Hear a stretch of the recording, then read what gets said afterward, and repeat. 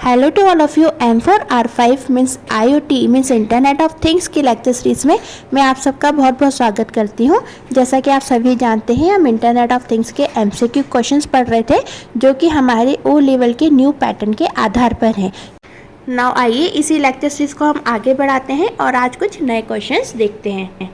हमारा next question आता है, who will use their on IoT business model, यानी वो कौन होंगे जो अपना खुद का IoT बिजनेस मॉडल का यूज़ करेंगे।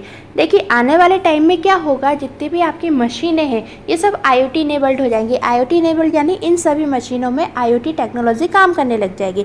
यानी सभी मशीनें जैसे कि हमारे घर में यूज़ होती है ना, AC, रेफ्रिजरेटर, कार, ये सभी चीज़ें आपस में क्या हो जाएंगी, इंटरनेट से कनेक्ट होने लग जाएंगी आने वाले टाइम में। और इंटरनेट से तभी कनेक्ट होंगी जब ये IoT इनेबल्ड बनेंगी। अब जितनी भी मशीनें बनाने की कंपनियां हैं ये क्या करेंगी, ये एक तरीके से बिजनेस का काम करेंगी।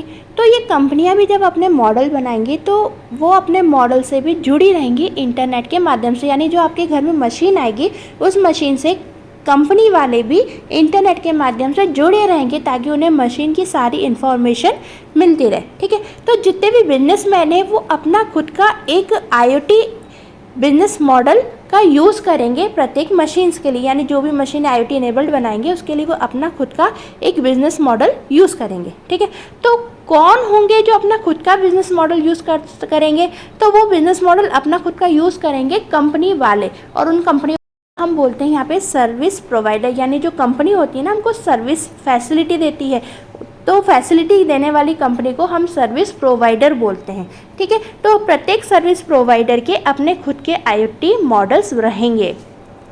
तो यहाँ पे ऑप्शन ए बिल्कुल सही आंसर है, सर्विस प्रोवाइडर। आइए नेक्स्ट क्वेश्चन की तरफ आगे बढ़ते हैं। नेक्स्ट क्वेश्चन देखते हैं। तो नेक्स्ट क्वेश्चन कह रहा है, which of the following is a protocol related to IoT।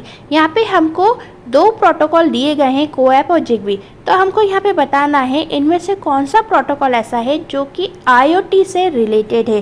तो यहाँ पर हमारा सही आंसर हो जाएगा कोएप। कोएप का पूरा नाम होता है कॉन्स्टेंट एप्लीकेशन प्रोटोकॉल। ये हमारे लो बैंडविड्थ पर भी चलने वाला एक प्रोटोकॉल है। यानी ये लो बैंडविड्थ पर, यानी जब इंटरनेट की धीमी स्पीड रहेगी उसमें भी मशीनों को आपस में कनेक्ट करेगा। यहाँ पे प्रोटोकॉल का मतलब बता देती हूँ मैं पहले। प्रोटोकॉल का मतलब होता है नियमों का समूह, यानी सेट ऑफ रूल्स। यानी जब भी हमें मशीनों को आपस में जोड़ना है, कनेक्ट करवाना है, तो कुछ नियमों का पालन होता है इनको जोड़ने के लिए, इनको आपस में कम्युनिकेट करवाने के लिए। तो अलग अलग चीज़ों के अलग अलग प्रोटोकॉल यूज़ होते हैं। तो एक कोएप प्रोटोकॉल बना है जिस नियम के तहत क्या होगा, मशीनें जो है वो लो बैंडविड्थ पर भी आसानी से इंटरनेट पर कम्युनिकेशन को एस्टैब्लिश कर पाएंगी और कनेक्ट हो पाएंगी। तो IoT से रिलेटेड जो प्रोटोकॉल है यहाँ पे वो आपका रहेगा कोएप, और इसका फुल फॉर्म होता है कॉन्स्टेंट एप्लीकेशन। फिर हम नेक्स्ट क्वेश्चन की तरफ आगे बढ़ते हैं। तो नेक्स्ट क्वेश्चन आता है, स्मार्ट सिटी की आर्किटेक्चर का मुख्य एलिमेंट क्या है। देखिए आज के टाइम में सिटी जो है वो आपकी स्मार्ट होती जा रही है। तो सिटी जो स्मार्ट हुई है बेसिकली इसमें योगदान पूरा IoT का है। ठीक है, यानी IoT मशीनें अब यूज़ होंगी, IoT इनेबल्ड कैमरा लगेगा, जिससे क्या होगा, जो कैमरे लगे हुए सड़क पे उससे सारी की सारी जो डाटा है वो कैप्चर होती चली जाएगी। ठीक है, तो उससे क्या होगा, डाटा कलेक्ट होगा और सेफ्टी एंड सिक्योरिटी बढ़ जाएगी। तो स्मार्ट सिटी बनाने में IoT का एक बहुत बड़ा योगदान है। अब ये जो आपकी स्मार्ट सिटी की जो आर्किटेक्चर है इसका मुख्य एलिमेंट होता है इंटीग्रेटेड इंफॉर्मेशन प्रोवाइडर। यानी ये क्या करेगा, इंटीग्रेटेड यानी आंतरिक रूप से इंफॉर्मेशन को प्रोवाइड करवाया करेगा। यानी इसमें क्या होगा, एक उदाहरण ले लीजिए, तो जैसे जगह जगह कैमरे फिट हो जाएंगे रोड्स पर, तो क्या होगा, जो ट्रैफिक कंट्रोलर के ऑफिस होंगे, यानी जो ट्रैफिक को कंट्रोल करते हैं, पुलिस स्टेशन होंगे, वहाँ पे सीधे सीधे क्या होगा, इन्फॉर्मेशन मिल जाया करेगी कैमरे के थ्रू।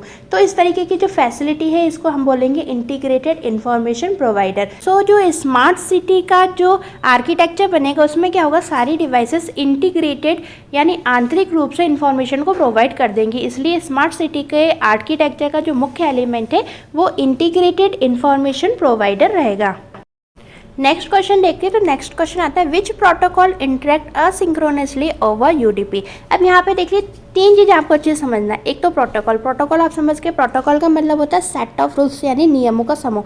तो जब भी मशीनें हमारी आपस में जुड़ती हैं, एक दूसरे से कम्युनिकेशन करती हैं, तो कुछ ना कुछ प्रोटोकॉल का यूज़ करती हैं। यहाँ पे असिंक्रोनस का एक मतलब वो समझिए। असिंक्रोनसली का मतलब होता है, देखिए जैसे कि मशीन आपस में कम्युनिकेट कर रही हैं, तो एक मशीन ने दूसरी मशीन पे डाटा भेजा, तो यदि दूसरी मशीन रिस्पॉन्स करती है कि हाँ तेरा डाटा मेरे पास आ चुका है, तो ये तो होता है सिंक्रोनस कम्युनिकेशन। और यदि दूसरी मशीन नहीं बताती कि मतलब ओके स्टेटस में हूँ, यानी डाटा भेजने के लिए मैं तैयार हूँ, यानी मतलब नेक्स्ट जो मशीन भेजे उसको कुछ नहीं पता कि अगली मशीन डाटा लेने के लिए तैयार भी या नहीं, बस मशीन डाटा भेजने का काम कर रही है, उससे कोई मतलब नहीं कि दूसरी मशीन उस डाटा को एक्सेप्ट कर रही है या नहीं, वो चालू कंडीशन में या नहीं, उससे सेकंड मशीन को कोई मतलब नहीं है। तो ये चीज़ कहलाती है असिंक्रोनस। और इसके विपरीत अगर मान लो मशीन को पता हो कि मैं डाटा जिसको भेज रही हूँ वो मशीन चालू है तभी भेजें, फिर मशीन जिसको पर डाटा मिल गई जाए वो बता भी दे कि हाँ मेरा स्टेटस ओके है तो मुझे डाटा भेज दे, तो ये चीज़ हो जाती है सिंक्रोनस। ठीक है, तो असिंक्रोनस यानी मशीन अपना डाटा भेज रही है लेकिन दूसरी मशीन किस स्टेटस में है, वो डाटा ले भी पा रही है कि नहीं, इससे पहली मशीन को कोई मतलब नहीं है, तो ये असिंक्रोनसली कम्युनिकेशन हो गया। फिर लिखा है ओवर यूडीपी। यूडीपी का फुल फॉर्म जान लीजिए। यूडीपी का फुल फॉर्म होता है user datagram protocol. User datagram protocol एक प्रकार का प्रोटोकॉल है जिसमें नेक्स्ट मशीन का यानी जिस मशीन पर डाटा पहुंच जाएगा उस मशीन का कोई भी रिस्पांस पहली मशीन पे नहीं आता, इस तरीके के प्रोटोकॉल को हम यूडीपी प्रोटोकॉल कहते हैं। तो जो असिंक्रोनस कम्युनिकेशन हो रहा है यानी पहली मशीन डाटा भेज रही है, उससे मतलब नहीं कि दूसरी मशीन एक्सेप्ट कर रही है या नहीं कर रही, यानी दूसरी मशीन कोई रिस्पॉन्स नहीं दे रही कि डाटा उसे मिल गया या नहीं मिल गया, तो ये क्या ही कम्युनिकेशन है। और ये कम्युनिकेशन जो भी हो रहा है किसी न किसी प्रोटोकॉल का यूज़ करके हो रहा है, तो ऐसा कम्युनिकेशन जिसमें नेक्स्ट डिवाइस कोई रिस्पॉन्स नहीं देती, उसका कुछ पता नहीं चलता कि उसके पे डाटा पहुंचा कि या नहीं पहुंचा, तो इस तरीके के कम्युनिकेशन का जो नियम है वो यूजर डेटाग्राम प्रोटोकॉल में आता है, मीन्स यूडीपी में आता है।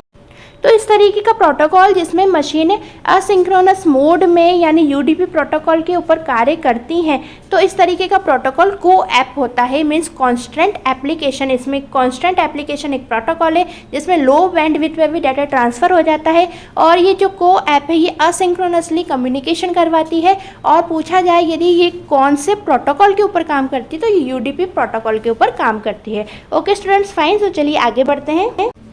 नेक्स्ट क्वेश्चन कह रहा है internet of things needs a lot of network connection. तो ये वाली बात तो सही, जो इंटरनेट ऑफ थिंग्स है इसमें कई सारे नेटवर्क के कनेक्शन की हमें आवश्यकता रहेगी।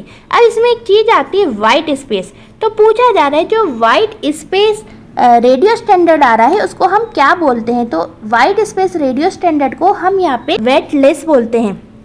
प्लस यहाँ पर हमारा सही आंसर रहेगा। ओके स्टूडेंट्स, तो ये थे हमारे आज के क्वेश्चंस। मिलते हैं नेक्स्ट वीडियो लेक्चर में। Bye bye.